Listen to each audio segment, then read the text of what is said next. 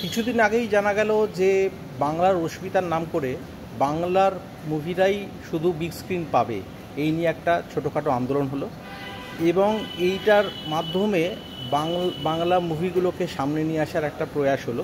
এটা কি এক্সপেকটেশন যে 5 সেপ্টেম্বর বেঙ্গল ফাইলস রিলিজ করবে, সেটারই কোনো একটা এক্সপেকটেশন? কারণ এখানে এর আগে পর্যন্ত আমরা দেখেছি সেরকম কিছু হয়তো হয়নি, কিন্তু এই প্রথমবার এরকম কিছু হলো।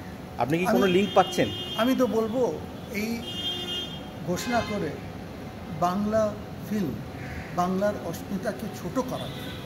আজকে বাংলা ফিল্ম, বাংলার বই সারা দেশে না সারা পৃথিবীতে যায়। আচ্ছা, সত্যজিৎ রায় সাহেবকে কে না চেনে, মৃণাল দাকে কে না চেনে? তা সারা পৃথিবীতে যায়, আমাদের সারা দেশে যায়।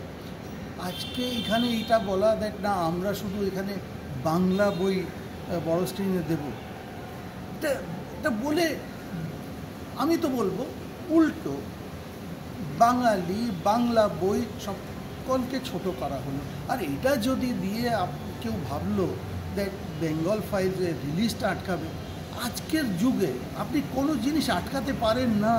ওই পুরো দিন যেটা হতো না প্রেস সেন্সরশিপ, ওটা কোথায় আপনি কোথায় আটকাবেন? বাতাসে উঠবে, আপনি কোথায় আটকাবেন?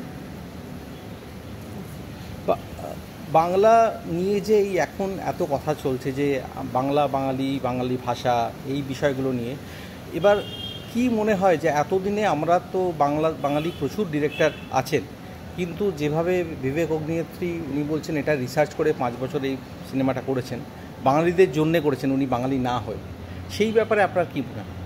দেখুন, বাঙালির উপর বাংলার পশ্চিমবঙ্গের ইতিহাসের উপর ফিল্ম করা কিংবা কোনো বই লেখা, কোনো কিছু করা, তো এটা তো শুধু বাঙালিদের জন্যে না, বাঙালিদের কাজ না। উল্টো আমি বলি, আজকে বিবেক রঞ্জন অগ্নিহোত্রী তো বাঙালি না, এটা পরিষ্কার। কিন্তু যখন উনি এইভাবে রিসার্চ করে বাংলার উপর বাংলার ইতিহাস নিয়ে আসছেন, তো আমি ওনাকে সাধুবাদ দেব।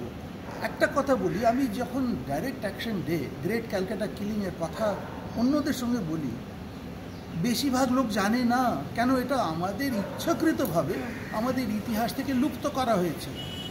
কেন? এটা তো ঘটনা ঘটেছে। এই যে আজকে অনেক জায়গায় ছবি আছে, কলকাতায় যদি 40,000 লোকের যদি মারা হয়, এটা কি ছোটোখাটো? পৃথিবীর ইতিহাসে তো রিলিজিয়ান নিয়ে ভাগ হয়েছে বোধহয় খুব কম দেশই, হয়তো নেইও, আমি বলতে পারবো না, কিন্তু রিলিজিয়ান নিয়েই যখন ভাগটা হয়েছিল সেটাকে স্বীকার বা অস্বীকার করার মধ্যে কি আপনি কিছু দেখতে পারেন, পলিটিক্যাল কিছু দেখতে পান? দেখুন, যে বাস্তবকে আপনি কি করে বলতে পারেন এটা হয় না? সকালে সূর্যোদয় হবে, এটা তো বাস্তব। আমরা কি বলতে পারি না আজকে সূর্য উদয় হলো না? যে আমাদের দেশ ভাগ হয়েছে, যদি আমরা বলি না এটা ধর্মের আধারে হয়নি, তাহলে কি বলবেন? ওই যে আমাদের দেশে ভাগ হলো সেটা কি আবার চলে আসবো? তাহলে একটা কথা বলি না, আমরা অখণ্ড ভারতে যাই, কে আটকাচ্ছে? তাহলে অখণ্ড ভারতেই যাই।